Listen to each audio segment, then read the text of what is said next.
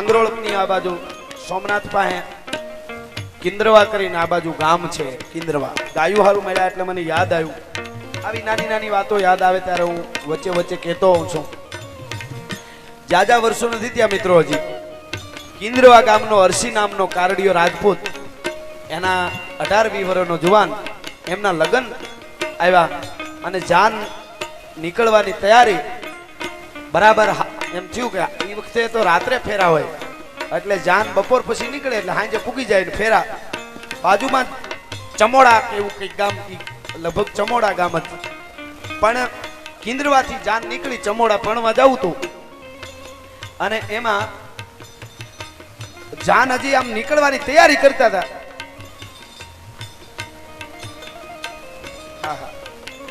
જાન નીકળે છે અને એમાં લૂંટારાઓનું ટોળું આવ્યું ભાઈ. ગામમાંથી ત્રાટકું ગાયું વાળીને ભાગ્યા અને ગાયું વાળીને ભાગ્યા. એમાં ગોવાળો છે એ હાથમાં લાકડીઓ આવીને મીંડ્યા ધા દેવા. અમારી આખા ધણના ધણ વાળીને લૂંટારા વયા ગયા. બહુ જાજા છે, અમારી પાસે લાકડીઓ હતી પણ અમે એને જીતી હકી એમ હતા નહીં. અને એ વખતે જાનમાં બે જેસાજી અને વેજાજી એવા બે ગરાહિયા યુવાનો ઈ પણ ત્યાં આવેલા. જેસા વેજાની આપણે વાત કરીએ એટલે આપણે એમ થાય કે જેસા વેજા સરવૈયા થઈ ગયા. ઈ પણ નહીં, પાછા આ બીજા ગરાહિયા યુવાનો બે ઈ જાનમાં આના અરસી જે કારડિયો અરસી જુવાન હતો એમના ખાસ મિત્રો જાનમાં એટલે લગ્નમાં આવેલા. અને એમાં ઈ બે મહેમાન છે અને અરસી ઈ વાતો કરતા હતા. ધા નાખી ગોવાળે. કેવી મિત્રો ઘટના બની છે. આ વાત કરી તો આપણે એમ થાય આ તો પ્રસંગ છે, પણ બનેલી ઘટના છે. આપણે ત્યાં પ્રસંગ હોય તો ખબર પડે કે વરરાજા હોય, મંગળ ગીતો ગવાતા હોય.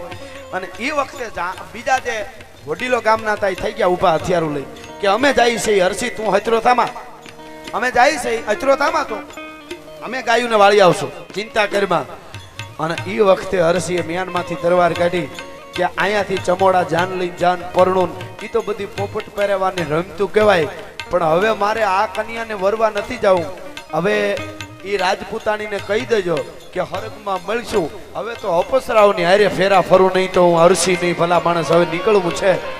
અને કિન્દ્રવાને ટીંબેથી મિત્રો એ માણસ એ જુવાન ઘોડી માથે સવાર થયો. બાગા જમ કતો વરરાજો ઓલા બે મિત્રોને કીધું કે તમે વયા જાઓ, તમે મારા મહેમાન છો. અને એણે કીધું કે ગરાહિયાના દીકરા સહી તારી જાનમાં આવ્યા છે ને હવે જો અણવર ન બની તો અમારા અનાજમાં ધૂળ પડે, જીવનમાં ધૂળ પડે.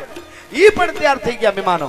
અને એમાં બીજા બધા હજી હા હો કરતા રહી ઉભા રહ્યો તા તો ત્રણે નીકળી ગયા. અને આખા જેને કહેવાય ધણ વાળીને જતા હતા ગામનું લૂંટારાની સામે યુદ્ધ કર્યું, લડ્યા. પણ આઈથી વરરાજો નીકળ્યો, મહેમાન બે હતા એ નીકળ્યા, બે ચાર બીજા નીકળ્યા. ગોર દાદો આવેલો, એને હારે જાનમાં જાવું તું, ત્યાં ફેરા ફેરવવાના હતા. ગોર દાદો અને એ ગોર દાદો 11 12 લાડવા ટાણે ટાણે ખાઈ જાય. ઈ એમની સોટલી ને એની મસ્તી બધા એને દાંત કાઢે કે આવો હાવત જેવું શરીર દાદાનું છે ને હું કામમાં આવે. ઈ ગોર દાદો ઈ હાથમાં તલવાર લઈને ઇતિહાસ સાક્ષી પૂરે છે મિત્રો. વાહે ગળગળતી દોટ મૂકી હતી તેથી ગોરદા કોકે કીધું ગોર દાદા તમે ક્યાં ઉપડ્યા? તો કે હવે હરસી કારડિયો અહીંયા નહીં પરણે, હરગમાં અપસરાની હારે ફેરા ફરે ને એને મારે મંગળ વર્તાવવા જાવ, નહીં તો બ્રાહ્મણના પેટનો નહીં, મારે ત્યાં જવું પડે. સાહેબ કેવી ઘટના હશે વિચાર તો કરો. ઈ ગોરદાદો વાહે ગયો, યુદ્ધ થયું, ગાયું પાછી વળ્યું, અરસી કાયમ આવ્યો. જેસા વેજા બે મિત્રો ગરાહિયા એમના મિત્ર જાનમાં આવ્યા હતા, કાયમ આવ્યા. થોડા ઘણા ગામના યુવાનો બીજા કાયમ આવ્યા. અને તેથી તલવારની ધારે બે તલવારથી લડી અને ફેરા ફેરવવા આવેલો ગોરદાદો કાયમ આવ્યો. તો બધાયના પાળિયા કિન્દ્રવા ને ટીંબે આજ ઊભા છે ભલા માણસ. અને એની ખબર બાજુના ચમોડા, લગભગ ચમોડા છે પણ થોડુંક કદાચ મારી બોલવામાં ભૂલ ગામમાં થતી હોય, ત્યાં ઈ જે 18 વર્ષની દીકરી જે કારડિયાની હતી, જે પરણવા આવવાનો હતો હરસી, ઈ ત્યાં સતી થઈ ગઈ. હજી પોતાના પિયુનું મુખડું નથી જોયું અને ત્યાં સતી થઈ ગઈ હતી. ચમોડાના પાદરમાં ઈ સતીનો પણ પાળીઓ ખાંભી ઊભી છે, આજે નિશાન છે. અને અહીંયા જેસા વેજા થોડા બીજા અને ગોરદાદાનો અને અરસીનો જેને કહેવાય ગાયું માતાજીઓ માટે પાળિયા ઊભા છે. આ આપણા દેશની ધરતી છે અને ત્યારે જગદંબાઓ છે એ આપણા ઉપર ખમકારા કરતી આવતી હોય. એટલે મઢડાની બે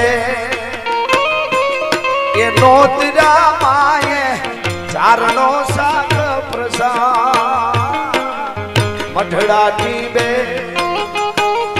એ મઢડા ના ટીબે રોજ રામાય આ ચારણો સંગ પ્રસાદ